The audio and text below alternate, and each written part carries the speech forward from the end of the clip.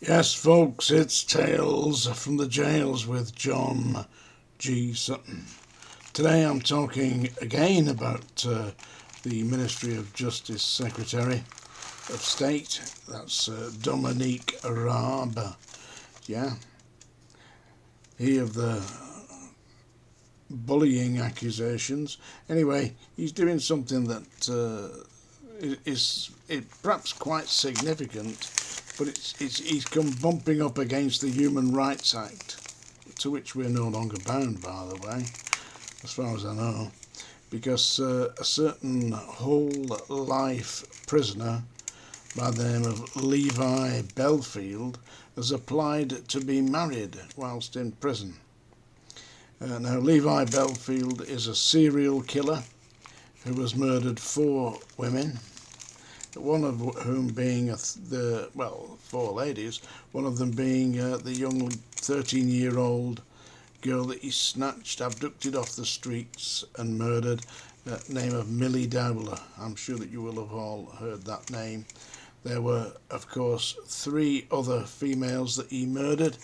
Prior to that, he was already serving a life sentence for Marcia MacDonald, who he murdered in 2003, serving a life sentence for Emily Delange, aged 22, that he murdered, and he was serving a sentence for the attempted murder of Kate Sheedy, aged 18, in the year 2004. But he's been sentenced to a whole life imprisonment, and he actually murdered Millie Dowler in March of 2002.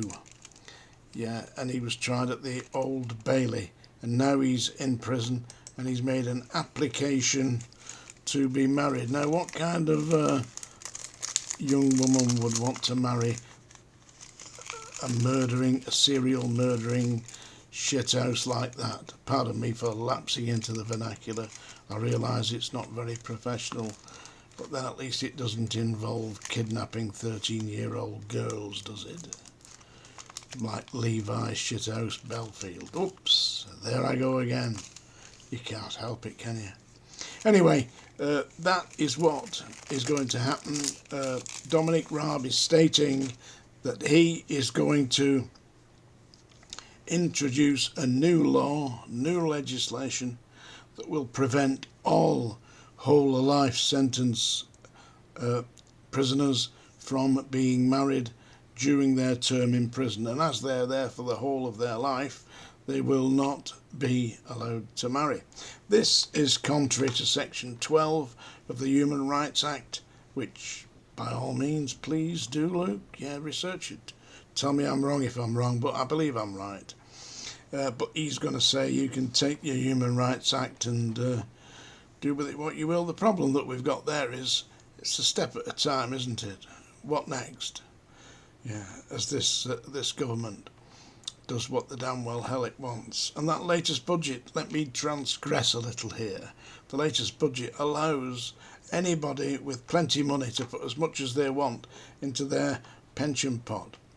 Originally it was topped at £1 million. £1 million. £1 million in your pension pot's not enough. It's not enough, is it, folks? Hey? No, you've got to have more than that. As much as you want now. There's no limit. So you can put, 60, 80, 150, 200,000, how much you can get out of it, into your pension pot every year, so that at the end of it, when you decide that you are going to retire, probably work on a little bit till you're age 50, eh? Don't want to overdo it, do we? Yeah. Get on there to 50. So you've got about 10 million, 20 million in your pension pot, and tax-free, you're allowed to take so much out of it, and off you go from there. Well, that's what the little budget that Jeremy Hunt introduced. And at the same time, he upped the taxation on cigarettes to a packet of 20 cigarettes now costs, in the approximately, let's say for a ballpark figure, £15. It's actually £14.70 something, I believe, but let's say £15, yeah? When I gave up smoking cigarettes in 1975, they were about 48 pence for a packet. So you could have actually buy like 30 packets of cigarettes for the amount. My wage hasn't gone up 30 times, has it? Yeah, from 1975, indeed it has not.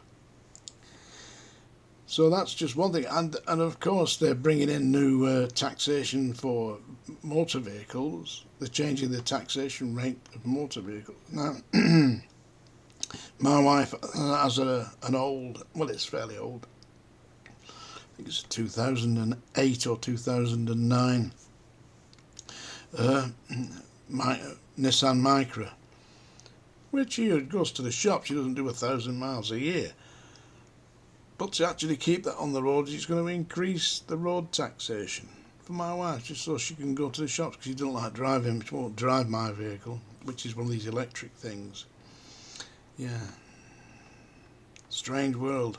Anyway, that's what Dominic Raab is doing.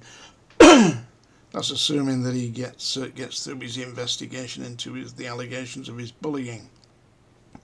Going to introduce a law to make it prohibit the marriage of any whole life inmate. And the thing is, what Levi BELLFIELD has said he's going to do, he's going to instruct solicitors to act for him to appeal this decision by the Justice Secretary. Who's paying for that, you might wonder? They're not stopping it out of Levi BELLFIELD's prison wages. No. We're paying for it. Because he's getting legal aid for that, folks. Yeah, legal aid. I got taken to Crown Court. Set up by the Masons, who attacked me. A gang of 3 men attacked me in a pub. 3 men, big men, holding glasses, said they're going to kill me. Yeah? I defended myself. They went down like 9 pins. And I had to pay for my own defence. Cost me, in today's terms, about £20,000.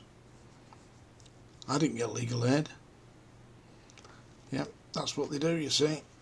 Anyway, legal aid is coming for Levi BELLFIELD, and he's going to appeal the decision of the Justice Secretary, and it's absolutely disgraceful. Anyway, he isn't going to win, because you've probably had a look at Dominic Raab. He's got that little Charles Bronson glint in his eye. If he wasn't the Justice Secretary, he'd be teamed up with Charlie Boy. Anyway, it's time now. Yeah, I hope you've all enjoyed that, and thanks very much for your comments, your kind comments. But it's time to do a runner. Larry wrote me a nice poem yesterday. I don't know if any of you read it. It was on the first upload that I did, the first video I did yesterday. I did 2 yesterday. I'm only doing 1 today, and I won't be doing any tomorrow. I'm going to Stratford-on-Avon to watch the Royal Shakespeare Company's production of Julius Caesar with my grandson, Aaron. Friends, Romans, countrymen, lend me your ears. I come not to praise Caesar, but to bury him. Seriously, I am going to see Julius Caesar tomorrow. I've got tickets. I'm taking my Aaron, who is now 20 years of age. And 6'4". Right, time for a song. I've done the song dinger, so if you're still around now, well, just give it a little tinkle just to make sure. Catherine and Paula, sitting comfortably, knitting cups of tea. I'm going to sing you a song now. This is a song that I wrote in 1990, specifically for that pervert who interferes with little children, PJ Proby. I didn't know that he did that at the time, by the way. It was only when we started working together and he tried to involve me in the seduction of an 11-year-old girl that I fired him off. It was expensive doing that, by the way, because we'd already recorded the album, and it meant that he would no longer work with the album. He wouldn't promote it, he wouldn't sing it on TV, He wouldn't. I got him a summer season at Blackpool. You may have seen the documentary. It's on YouTube. Just type it in. It's called PJ Probably. I'm in it, yeah?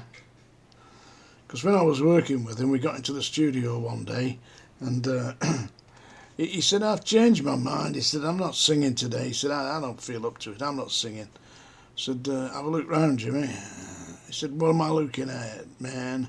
I said, this is a recording studio. I said, musicians, sound engineers, all cost money, you know. And you're telling me you're not singing. He said, I'm not singing. I said, well, I'll tell you what. I said, you can either sing or I will give you a good hiding.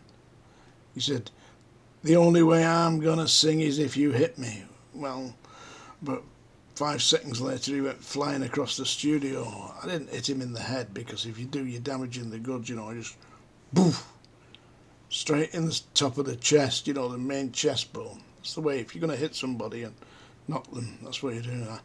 Bang, and he went flying backwards onto the floor. So he picked himself up. He says, if that's the way it's going to be, he said, I'd better sing. And seriously. And this is the song that he sang. It's Stage of Fools by me. I wrote it. Words and music by John G. Sutton. You can look it up on YouTube. PJ Proby, Stage of Fools. But this is my version of it. So just let me just have a little cough, and I'll murder it for you. Are you ready? Some friends tell me I'm still the same. The world keeps turning. Was I to blame? I took all the chances. I broke the rules. Then I fell on this stage of fools. I fought the fight, well, I couldn't win. Dreamed all the dreams and dreamed again. I played my part, it broke my heart. Then I fell on this stage of fools. You know this life, well, it's a funny thing. We can't all be winners. We can't always win. I took the risk in this world of schemes. Never a winner, but I dared to dream. My friends tell me, oh, I'm still the same. The world keeps turning. Was I to blame? Took all the chances and broke the rules. Then I fell on this stage of fools. You know, this life, well, it's a funny thing. We can't all be winners, we just can't always win. I took the risks in this world of schemes. You know, I was never a winner, but I dared to dream. Some friends tell me I'm still the same. The world keeps turning. Was I to blame? Took all the chances, broke all the rules, and then I fell on this stage of fools. I fought the fight, well, I couldn't win. Dreamed all the dreams and dreamed again. I played my part, it broke my heart. Then the curtain falls on this stage of fools. This stage of fools. There you go, Stage of Fools by John G. Sutton, as recorded by PJ Proby and recently destroyed today by me, Sutty Boy, otherwise known as Grumps. Don't forget to buy my book, folks. It's on Amazon. HMP Manchester Prison Officer. Hey, I'll speak to you soon. Sunday, perhaps. Bye.